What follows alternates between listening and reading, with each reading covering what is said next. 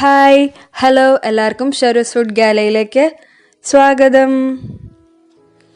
അപ്പോൾ ദീപാവലിയൊക്കെ വരാൻ പോകല്ലേ. നമുക്ക് ദീപാവലിക്ക് ആദ്യം ഞങ്ങൾ തിരുവനന്തപുരത്തായിരുന്നു കേട്ടോ ആദ്യം താമസിച്ചിരുന്നത്. അപ്പോൾ അവിടെ പടക്കമാണ്. പിന്നെ അത് കഴിഞ്ഞാൽ മെയിനായിട്ട് വേണ്ട എന്താ സ്വീറ്റ്.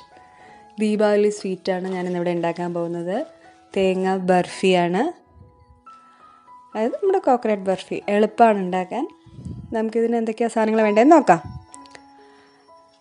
ഇത്ര സാധനങ്ങളാണ് ഇതിന് വേണ്ടത്. തേങ്ങ ഒരു ബൗള്, പിന്നെ പഞ്ചസാര ഒരു 3 ടേബിൾ സ്പൂൺ, കുറച്ച് മതി കാരണം നമ്മൾ മിൽക്ക് മെയ്ഡ് ചേർക്കുന്നുണ്ട്. പിന്നെ പാൽപ്പൊടി ചെറിയൊരു ബൗളിൽ, അതായത് ഒരു 3 ടേബിൾ സ്പൂൺ അത് മതി. പിന്നെ ഒരു ചെറിയ ബൗളിൽ പാല്. ഇത്രയും സാധനങ്ങളാണ് മെയിനായിട്ട് വേണ്ടത്. പിന്നെ മിൽക്ക് മെയ്ഡ്, നെയ്യ്,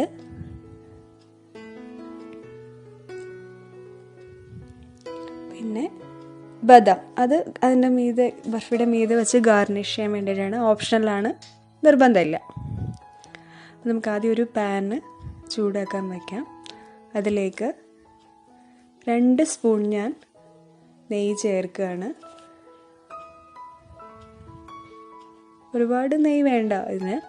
തേങ്ങ ഒന്ന് വറുത്തെടുക്കാൻ വേണ്ടിയിട്ട് മാത്രമാണ് ഞാൻ നെയ്യ് ഒഴിക്കുന്നത്. നെയ്യ് നന്നായിട്ട് ചൂടാകുമ്പോൾ നമുക്ക് തേങ്ങ ഇടാം. തേങ്ങ ചിരകുമ്പോൾ അതിൻ്റെ കറുത്ത ഭാഗമൊന്നും ഇല്ലാണ്ട് ചിരകിയെടുക്കാൻ ശ്രദ്ധിക്കുക. അതുപോലെ നമ്മളിതിങ്ങനെ ഇളക്കുമ്പോൾ അങ്ങനെ ഒരുപാട് ബ്രൗണിഷ് നിറമൊന്നും ആവാൻ പാടില്ല.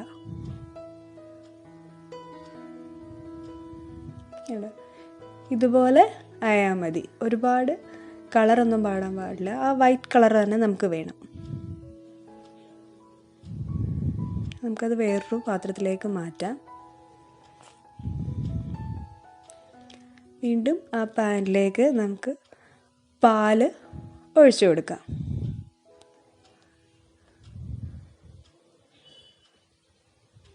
ഇതിൻ്റെ കൂടെ നമുക്ക്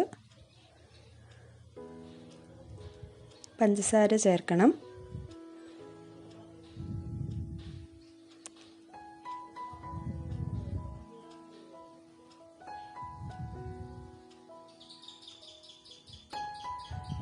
പാല് തിളച്ച് അതിൻ്റെ വെള്ളം കുറേശ്ശെ വറ്റി തുടങ്ങുമ്പോഴാണ് നമ്മൾ ബാക്കി ഇൻഗ്രീഡിയൻസ് ചേർക്കുന്നത്.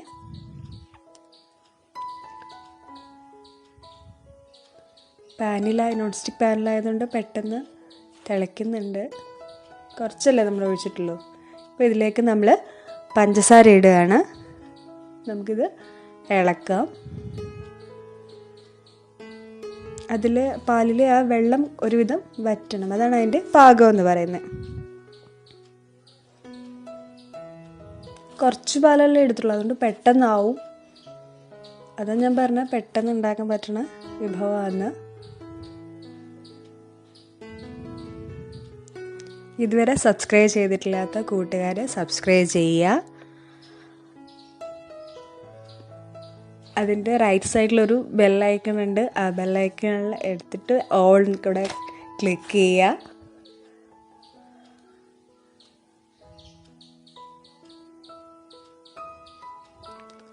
ഓക്കെ, അപ്പം ഇതിൻ്റെ പരുവായി. ഇതിലേക്ക് നമുക്ക് പാൽപ്പൊടി ഇടാം. അത് നന്നായിട്ട് ഇളക്കുക. പാൽപ്പൊടി ഫുൾ ആ പാലിനകത്ത് അലിഞ്ഞു ചേരണം.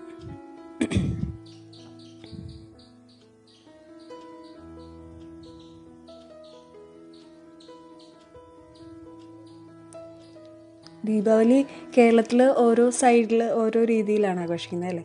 പിന്നെ വടക്കോട്ടെന്നൊക്കെ പറഞ്ഞു കഴിഞ്ഞാൽ അത്ര വലിയ ആഘോഷം ഉണ്ടോയെന്ന് എനിക്ക് തോന്നിയിട്ടില്ല. അതേസമയം തെക്കൻ കേരളത്തിലൊക്കെ ആണെങ്കിൽ ഭയങ്കര ആഘോഷമാണ്. പടക്കങ്ങളുടെ ഒരു ബഹളമായിരിക്കും. എനിക്ക് തോന്നുന്നു മധുരം പക്ഷേ എല്ലായിടത്തും ഒരു ഭയങ്കര ഇമ്പോർട്ടൻറ്റ് സാധനമാണെന്ന് തോന്നുന്നു. ഇനി മിൽക്ക് മെയ്ഡ് ഉണ്ട്, അത് നമുക്ക് അതിലേക്ക് ഒഴിക്കാം. പാൽപ്പൊടി ഫുൾ പാലിനകത്ത് അരിഞ്ഞു കഴിഞ്ഞു. അപ്പം നമ്മൾ തേങ്ങ എടുക്കുമ്പോൾ അതിൻ്റെ ആ കറുത്ത ഭാഗം വരാത്ത രീതിയിൽ എടുക്കുക. അതാണ് ഏറ്റവും കൂടുതൽ ശ്രദ്ധിക്കാനുള്ളത്. ബാക്കി വലിയ പാടൊന്നുമില്ല. ചിരകുമ്പോൾ നമ്മൾ അങ്ങനെ എടുക്കാൻ നോക്കുക. 2 സ്പൂൺ മിൽക്ക് മെയ്ഡ് ഞാൻ ഒഴിച്ചു. മധുരം കൂടുതൽ ആവശ്യമുള്ളവർക്ക് ചേർക്കാം കേട്ടോ. ഇതിപ്പോൾ നല്ല മധുരം ഉണ്ടായിരുന്നു, ഇങ്ങനെ തന്നെ ആയിട്ട് തന്നെ നല്ല മധുരം ഉണ്ടായിരുന്നു.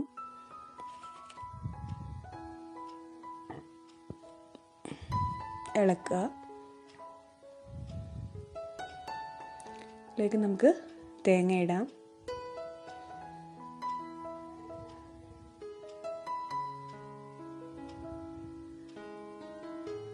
ഇത്തവണത്തെ ദീപാവലിക്ക് നമുക്ക് വീട്ടിൽ തന്നെ ഒരു സ്വീറ്റ് ഉണ്ടാക്കി എല്ലാവർക്കും കൊടുക്കാം അല്ലേ?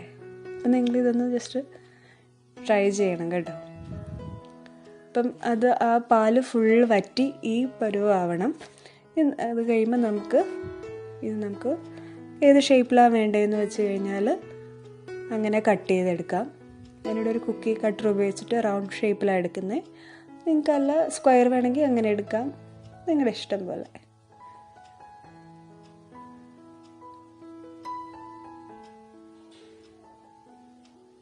നല്ല ടേസ്റ്റാണ് കേട്ടോ.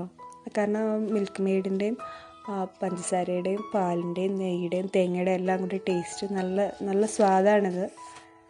സിമ്പിളല്ലേ? അപ്പം നിങ്ങൾ ഇത് ട്രൈ ചെയ്യുക, അഭിപ്രായം അറിയിക്കുക.